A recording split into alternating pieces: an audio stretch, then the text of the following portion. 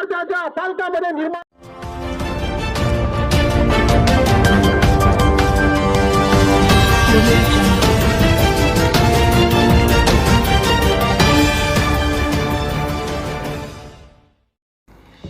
ही सगळी सत्तेची मस्ती। माजी आमदार वीरेंद्र जगताप आज धामणगाव रेल्वे येथे दिल्लीमध्ये जंतर मंतरवर सुरू असलेल्या कॉक्रोच जनता पार्टीच्या समर्थनार्थ उपोषण केले होते। नीट पेपर फुटी प्रकरणात केंद्रीय शिक्षा मंत्री धर्मेंद्र प्रधान यांनी राजीनामा द्यावा अशी कॉक्रोच जनता पक्षाची मागणी आहे। या आंदोलनाच्या समर्थनार्थ पर्यावरणवादी आणि शिक्षा सुधारक सोनम वांगचुक यांनी आमरण उपोषण सुरू केले होते। त्यांना 2 दिवसांपूर्वी जबरदस्ती दिल्ली पोलिसांनी उचलून शासकीय रुग्णालयात भरती केले। दिनांक 20 जुलै रोजी सीजेपी या पक्षाकडून संसदेवर विरोध प्रदर्शन होणार होते। विरोध प्रदर्शन सुरू असताना प्रदर्शनकर्त्यांवर पोलिसांनी अश्रुधूर सोडून त्यांच्यावर लाठीचार्ज केला। त्याचा निषेधार्थ आणि कॉक्रोच जनता पार्टीला पाठिंबा म्हणून आज काँग्रेस पक्षाकडून हे आंदोलन करण्यात आले। यावेळी बोलताना धामणगाव रेल्वेचे माजी आमदार वीरेंद्र जगताप काय म्हणाले हे जाणून घेऊया। थोडक्यात हे जे कॉक्रोच जनता पार्टीचं आंदोलन दिल्लीमध्ये सुरू आहे त्याच्या समर्थनार्थ काँग्रेस पक्षाच्या वतीनं धरणे आंदोलन आज केलं। त्यासाठी मी उपस्थित झालो। सर्व पत्रकारांना आणि जनतेला माझं एवढंच सांगणं राहील की ही सगळी सत्तेची मस्ती आहे। सत्तेत आपण आहो, आपलं कोणी काही बिघडू शकत नाही।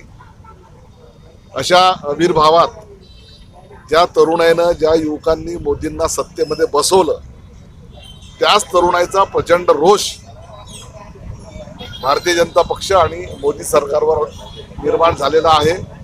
त्याचा उद्रेक आपण काल दिल्लीमध्ये पाहिला आणि गावागावामध्ये शहरामध्ये प्रचंड महिला, युवक, विद्यार्थी सर्व रस्त्यावर उतरले आणि हे 22 लाख विद्यार्थ्यांच्या जीवनाशी खेळणारा केंद्रीय शिक्षण मंत्री त्याचा एक साधा राजीनामा जर हे घेऊ शकत नाही काय तर आमची प्रतिष्ठा पणाला लागते। म्हणून माझं एवढंच सांगणं राहील या सत्तेची मस्ती लवकरच जनता उतरवेल आणि यांना घरी पाठवल्याशिवाय राहणार नाही, ही त्याची सुरुवात आहे। हा लाठीचार्ज म्हणजे मी तुम्हाला सुरुवातीला सांगितलं सत्तेची मस्ती आहे। लाठीचार्ज करायची गरज नव्हती।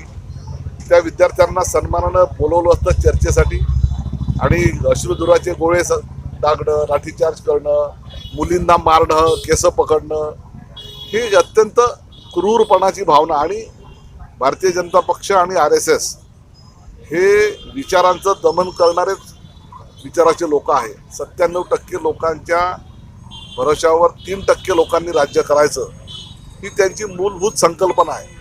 त्यामुळं आज 3%चं राज्य देशामध्ये सुरू आहे, त्याच्या भरोशावर हे सगळी मस्ती करतायत।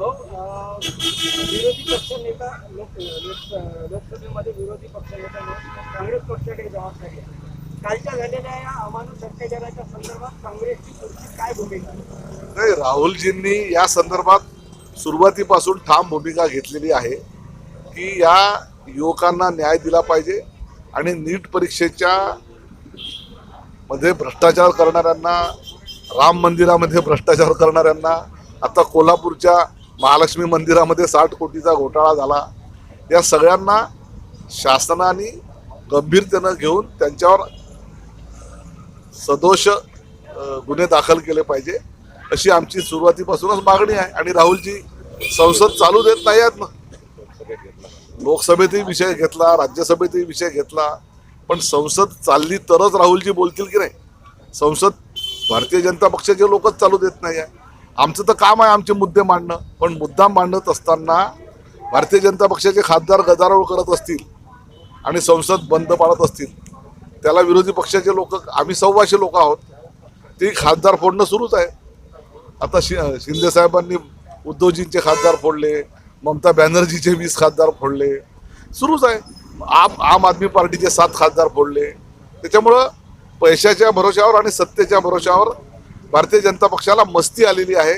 ही मस्ती देशातली युवा पिढीच उतरवेल याबद्दल आम्हाला ठाम विश्वास आहे।